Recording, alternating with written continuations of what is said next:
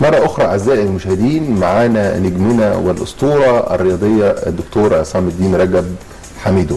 دكتور عصام، طبعا هو في حاجتين يعني مش أي واحد يقدر يوصل لهم، إن أنت أصبحت عضو اللجنة الأولمبية للأسوياء بأمريكا ومستشار حاكم ولاية تينيسي للصحة والرياضة.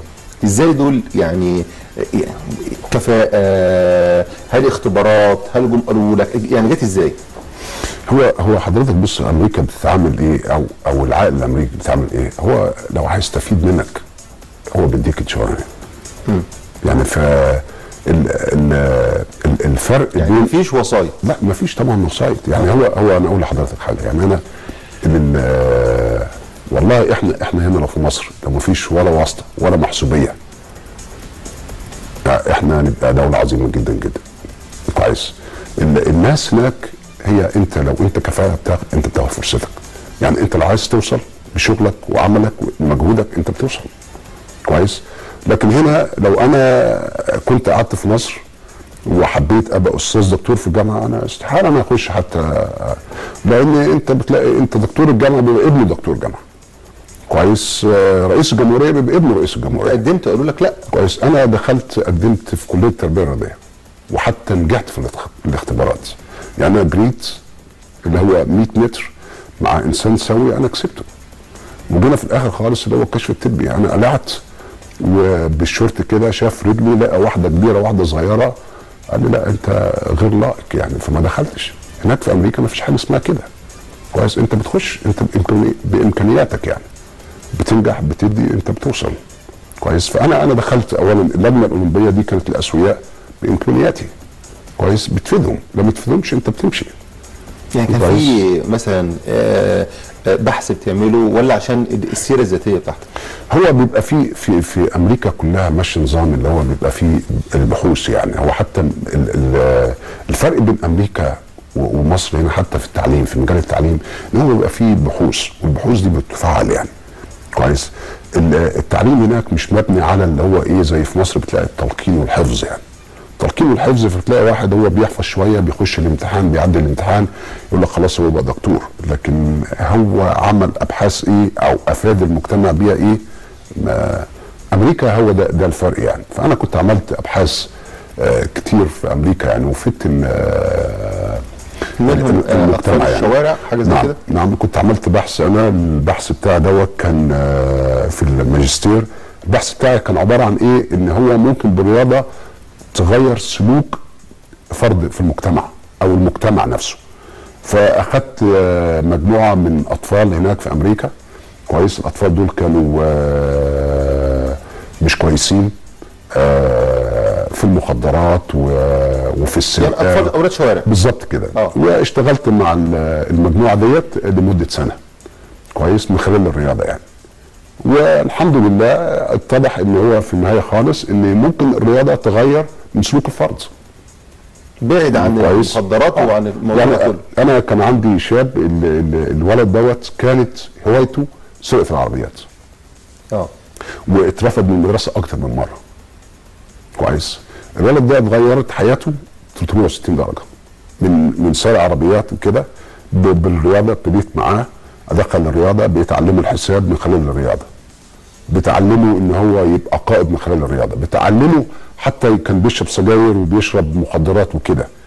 فاعلمه برضه كل الحاجات ديت. هو كان نفسه يبقى زي في لعيب بيلعب كره سله اسمه مايكل جوردن.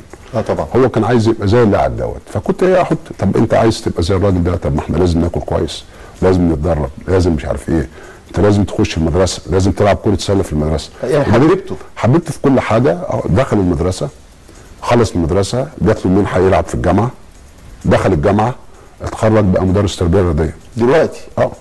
وهو عايز يبقى مدرس تربيه رياضيه زي انا كنت اول مدرس تربيه رياضيه يعني دي طبعا بنحاول نعمل حاجه هنا في مصر مثلا. وفي اطفال شوارع كتير يعني هل تفضل يبقى في وزاره للمعاقين؟ هل يعني تخيلك ايه في حاجه زي كده؟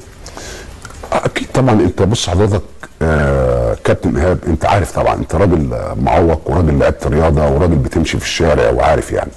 احنا هنا في مصر حتى ما فيش احصائيات سليمه لغايه وقتنا هذا بتعداد المعوقين يعني. بس ممكن التعداد ده لا يقل عن 14 مليون معوق.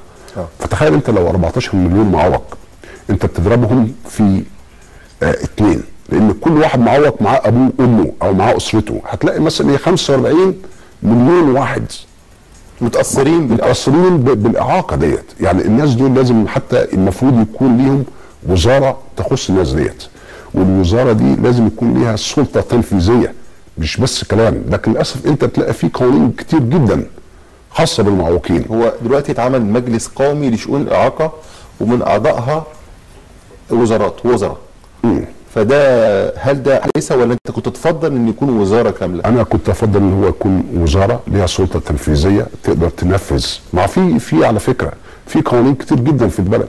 يعني مثلا في قانون اللي هو 5% معوقين، هل احنا بنلتزم بهذا القانون؟ كل الناس لا. لكن حتى لما يكون حتى اللي هو المجلس القومي للمعوقين ده مش هيكون مجلس فعال زي وزاره. كويس. احنا للاسف هنا يعني لسه انا كنت اتمنى ان هو يبقى في وزاره للمعوقين، يبقى هو الراجل اللي ماسكها معوق، لان هو المعوق هو اللي حاسس بالمعوقين. هو اللي عارف المعوق بيعاني ازاي في الصحه، في المواصلات، في التعليم، في السياسه. حتى احنا ما لناش اي وجود سياسي في مجلس الشعب. مظبوط. كم واحد معوق مثلا بيمثل مثلا في مجلس الشعب معوق؟ مفيش ولا حاجه. مفيش اصلا. كم واحد وزير معوق هنا في مصر؟ ولا واحد. كم يعني فللاسف احنا مهمشين يعني. فانا كنت اتمنى برضك ان الناس اللي هو يعني دلوقتي احنا دلوقتي في رئيس جديد وكده يبص للمعوقين بنظره مختلفه تماما. يعني يبص لنا احنا بنظره بقى خلاص بقى سيبنا من الكلام يعني. وان في واحد منهم معاق راح امريكا واصبح مستشار حاكم ولايه تينيسي. نرجع بقى للمستشار بتاع حاكم تينيسي دي جت ازاي؟ حضرتك انا استاذ دكتور في جامعه تينيسي دي بقى لي 10 سنين وعملت ابحاث كتير يعني. واحنا طبعا انا بشتغل في مجال الرياضه والصحه في هناك من مده كبيره يعني قبل ما اكون استاذ دكتور انا كنت بدرس تربيه رياضيه في مدرسه ثانوي، وكنت مدرب العاب قوه وكره قدم اسوياء. وهناك ما فيش حاجه اسمها معوقين واسوياء، كلهم مع بعض يعني. الرياضه مختلفه جدا في امريكا عن مصر يعني انا ببص هنا في مصر انت بتلاقي الرياضه للاغنياء بس. كويس. اي نوع من الرياضه؟ انا بكلمك على الرياضه عموما يعني. احنا الرياضه هي بص هنا الرياضه في مصر هي كره قدم بس. وده شيء خاطئ يعني. وانا يعني يؤسفني ان الناس حتى القائمين على الرياضه في مصر هم مش فاهمين ازاي هم يتعاملوا مع الرياضه. كويس. هو بس بيهتم مثلا ب3 4 نوادي في مصر وهي دي الرياضه. ده شيء خاطئ. بالعكس انت لو كبرت القاعده بتاعت الرياضه في مصر، رياضه للصحه اولا. كويس. فانت بتوفر فلوس كتير جدا. لو واحد لعب رياضه من سن صغير كويس صحته بتبقى كويسه، مش هتكلف اللي هو العلاج، مش هيعيا اللي هو امراض القلب والسكر والضغط والحاجات دي كلها يعني. الرياضه ممكن بتعالج الحاجات ديت. كويس. انها تمنع ان يكون انت عيان بالضغط او السكر او الا اذا كان فيه وراثه. وفي نفس الوقت الرياضه بتلهي الشباب من المخدرات والسهر والحاجات اللي هي مش كويسه وكده. الرياضه بتبقى يعني شيء كويس يعني. فانت وفرت الجزء الاخر بقى. فبتلاقي الرياضه شيء يعني هي بص الرياضه في امريكا دلوقتي هي الطب الحديث.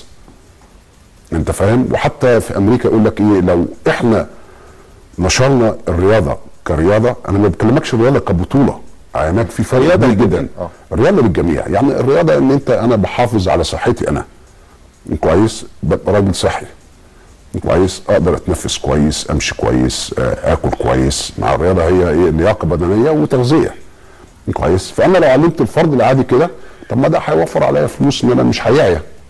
مش هيبقى فيه سكر ولا ضغط دم ولا حتى سرطان ولا الحاجات دي كلها يعني بالرياضه.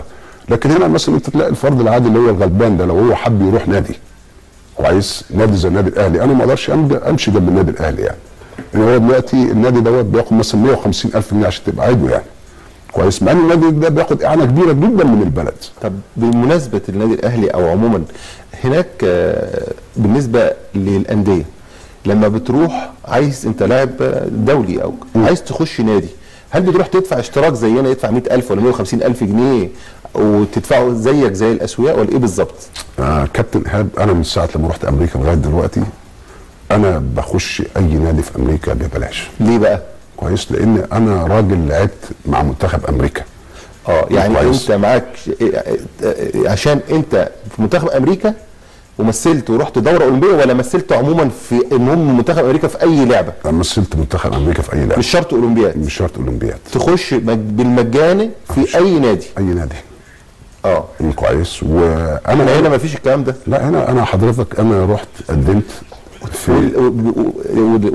والناس اللي هم العاديين، يعني مش شرط المعاقين، برضو اي واحد مثلا الاسواق. الاسواق برضو. لا، لو هو نفس النظام يخش. انت بتتعامل هناك في امريكا، انت ما في حاجه اسمها معوق وسوي. على فكره انا استاذ دكتور ما بدرسش اللي هو معوقين، هو انا عندي اللي هو كله اسوياء ومعوقين معاهم. يعني ما فيش، يعني ممكن تلاقي مثلا 35 طالب مثلا في المحاضره عندي، ممكن يكون فيهم واحد بس معوق، ممكن ما يكونش فيهم واحد معوق. ما فيش حاجه اسمها معوق وسوي، يعني هم كلهم مع بعض. يعني حتى انا ما اقدرش اقول للراجل اللي هو معوق ده انت معوق. لو انا قلت له ان هو معوق يبقى انا عنصري. كمان كويس. انا بعمل الراجل ده، انا بديله امتحان وبدي الراجل ده امتحان، لو الراجل ده المعوق ده جاب 90% هو خلاص الراجل ده متفوق. بس لكن احنا ما بنقيسهاش كده في مصر. لا، هو بالنسبه للي هو النوادي وكده، انا مش عارف احنا هنا في مصر. يعني انا قدمت، انا يعني عضو في نادي الزهور، وكنت لازم، انا اعتقد ان دفعت مبلغ. لا دفعت مبلغ. دفعت حوالي مبلغ كبير يعني عشان ابقى عضو في نادي الزهور. طب ده انت لو بره هناك اتفضل، وانديه يعني مستوى عالي جدا جدا. جدا يعني. فانا بلاحظ ان هو مثلا احنا هنا في مصر يعني انت بتلاقي النادي الاهلي ونادي الزمالك والنادي الكبار دي بتاخد اعلانات كبيره جدا جدا من البلد. يعني دعم، يعني بياخد فلوس اللي هي بتاعت الضرايب وبتاعتك وبتاعت الناس الغلابه، وبتروح للنادي ديت ويبني مباني خياليه، وانا ما اقدرش اعدي من جنبه. طيب كويس. احنا معانا تقرير مع لواء صبيح فوده. اتفضل. طبعا لواء صبيح اكيد تعرفه ايام اتحاد الشرطه. نعم. هنشوف التقرير ونرجع مع بعض. ماشي، اتفضل.